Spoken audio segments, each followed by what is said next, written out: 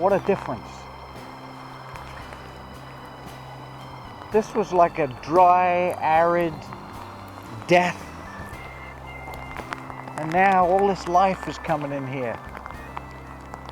All these plants are going to start growing. All the frogs are going to have somewhere to spawn and make little frogettes.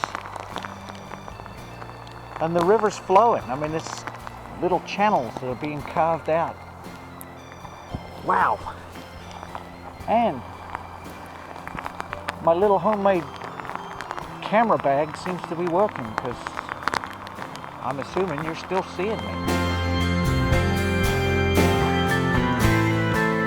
Over the next few weeks, things are going to really start to change color here. Things are going to get green, and there's going to be amphibian life. There's going to be ducks. It's going to be cool. It's a completely different world to what it was the last couple of weeks.